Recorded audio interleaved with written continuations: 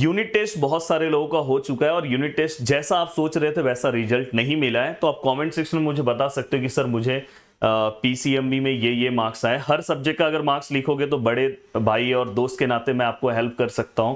Even आपको अगर 0 marks आया रहेगा तो भी मैं आपको अभी भी 90% के सपने तक पहुंचा सकता हूं। इतनी अभी हिम्मत मैं रख रहा हूं, अभी तक मैं आपको वहां तक पहुंचा के लेके जा सकता हूं दोस्तों।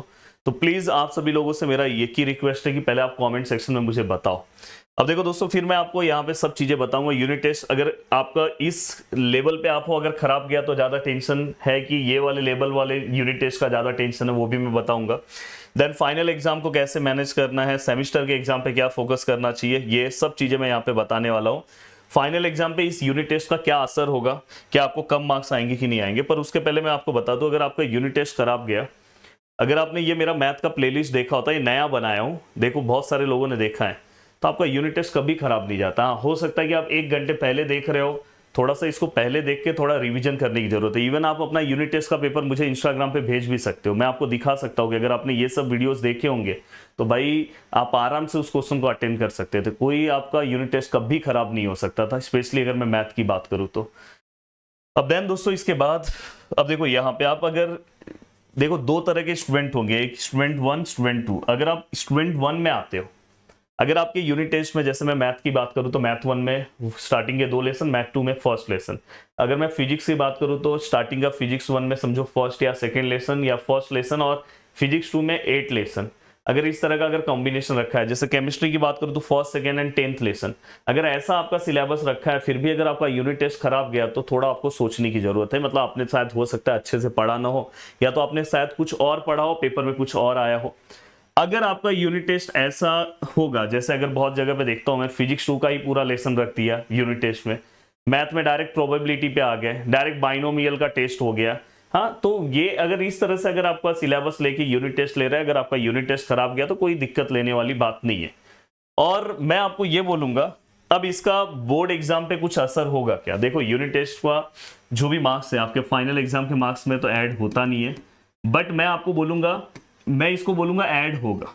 ऐड इसलिए होगा, क्यों पता है? देखो मैं जो चीजें क्लियर बच्चों को बताता हूं, ऐसा नहीं कि मैं यहाँ पे आपको बोल दूंगा कि यूनिट टेस्ट का मार्क्स ऐड होगा, नहीं, यहाँ पे मैं आपको समझा रहा हूं ऐड कैसे होगा। ध्यान दो, आपका एक टीचर के सामने इमेज क्रिएट होता है। 11th क्लास में जितना भी आप मार्क्स स्कोर करो कोई दिक्कत नहीं है। 11th में टीचर को एक दिमाग में हो जाता है कि सभी बच्चे पढ़ाई नहीं करते, बट 12th में पहला यूनिट टेस्ट ही टीचर के सामने इमेज आ जाता है, हाँ क्लास में राहुल गिरी, मतलब ये सबसे टॉप स्टूडेंट है। वैसे तो मैं 11th क्लास का भी टॉपर हूं दोस्तों।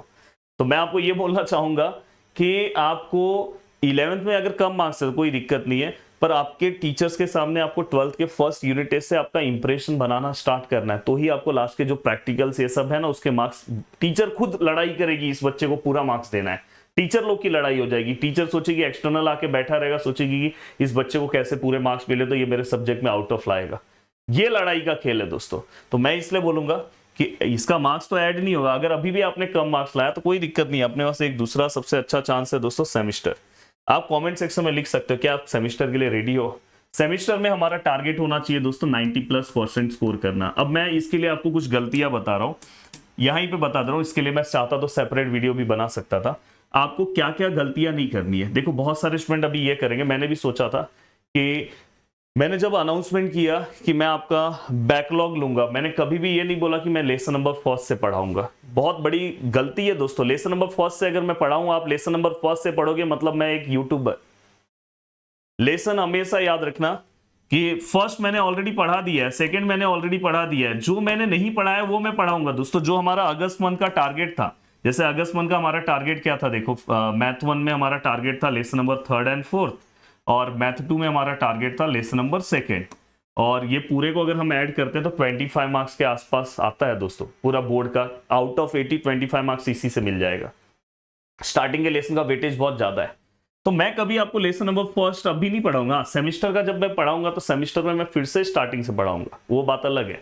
आपको भी मैं अभी सजेशन दे रहा हूं, आप वीडियोस देखने से ज्यादा इंपॉर्टेंट है, लाइव देखने से ज्यादा इंपॉर्टेंट है, पढ़ने पे ध्यान दो। आप लर्निंग करो, लर्निंग करोगे तो बेनिफिट मिलेगा, नहीं तो वीडियोस देखो। हाँ, अगर मैं कुछ नया लाइव सेशन ले रहा हूँ, जैसे मैं लेसन नंबर 3rd पे ले रहा हूँ, लेसन नंबर 4th पे ले रहा हूँ, लेसन नंबर 2nd पे ले रहा हूँ, तो आपको अटेंड करना चाहिए। या मैं कुछ नया ले रहा हूं, वो आपको अटेंड करना चाहिए। जो मैंने ले लिया है उसी को मैं फिर से ले रहा हूं, तो मत उसको अटेंड करके आप क्या बेनिफिट आपको मिलने वाला है। हाँ, कहीं पे कुछ मैं एवरग्रीन क्वेश्चन दे रहा हूं, वो आप अटेंड करो। तो अब सेमिस्टर के लिए आपको तैयार हो जाना चाहिए नए लेसन वाइज, आगे के लेसन वाइज अब लग जाना चाहिए आपको। और जो पीछे का लेसन है उसके लिए देखो मैं आपके लिए टाइम टेबल बनाया हूं। उसके लिए आपको क्या करना है पता है, सैटरडे संडे का टाइम रखना है।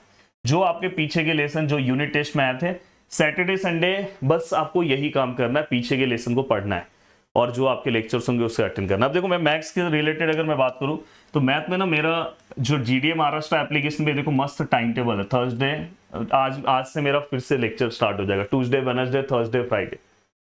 ये मेरा लेक्चर आपको पूरे वीक में पढ़ने की जरूरत नहीं, बस आप मेरे साथ इससे जुड़ जाओ। मस्त आपका सिलेबस, एवरग्रीन क्वेश्चन, मिसलेनियस भी सॉल्व करने की जरूरत नहीं, मिसलेनियस का भी एवरग्रीन क्वेश्चंस मैं कवर कराते चल रहा हूं। अब आज जितने भी स्टूडेंट जुड़ेंगे, आज मैं pair of straight line board का स्टार्ट करूंगा, इसका सीईटी का ट्रिग्नोमेट्रिक फंक्शन। मतलब मस्त आप यहाँ पे आप 1 घंटा मेरे साथ बोर्ड, 1 घंटा सीईटी, और इस तरह से आप मस्त तरीके से आपका सिलेबस अक्टूबर तक आप खत्म करके ले लोगे दोस्तों। अक्टूबर या नवंबर के 15 तारीख तक हो जाएगा। और आप बस मैं जितना पढ़ा रहा हूं बस उतना पढ़ जाओ। मैथ का तो आपका टेंशन साइड, मैं तो बोलता हूं मैथ के लिए सबसे पावरफुल है कि आप इस बैच में जुड़ जाओ, आपका पूरा प्रिपरेशन हो जाए, 100 आउट ऑफ 100 ला दोगे मैथ के अंदर। सीईटी में भी अगर पीसीएम में अगर आपने मैथ के अंदर स्कोर कर दिया तो आपका ओवरऑल पीसीएम का परसेंट बढ़ जाएगा, परसेंटाइल। अब बात आती है कि सर बैकलॉग मैं बोलूंगा सैटरडे संडे में जो भी आपका यूनिट टेस्ट खराब गया उसको आप पढ़ते जाओ। मैथ का भी उसी दिन पढ़ो, ज्यादा मेहनत नहीं करना है सैटरडे, क्योंकि आप अच्छे से लेसन कवर करो। और अच्छे से लेसन कवर करने के बाद अगर आप इसी वन शॉट को देख रहे हो तो डबल धमाका वाला फायदा होगा दोस्तों। और देन दोस्तों इसके बाद अगर हम ध्यान से देखें, ठीक है सर ये सब अगर आप कवर अप कर रहे हो बहुत अच्छी बात है, कोई दिक्कत नहीं है, बट उसके साथ आपको क्या करना है, फिर यहाँ पे रोज का ड्यूरेशन मैंने बोला है कि 2 घंटा आपको क्या करना है दोस्तों। ये आपने लाइव लेक्चर्स में मेरा कवर अप कर दिया, 2 घंटा अलग से आप फिजिक्स और केमिस्ट्री के लिए 1-1 घंटे का टाइम निकालो, या तो एक दिन फिजिक्स एक दिन केमिस्ट्री। और कोशिश करो कि आपका समझो फिजिक्स, केमिस्ट्री, मैथ और बायो सब में कहीं कहीं पे 16 लेसन, कहीं पे 15 लेसन है। आप कोशिश करो सभी के 8-8 लेसन कवर करने के लिए।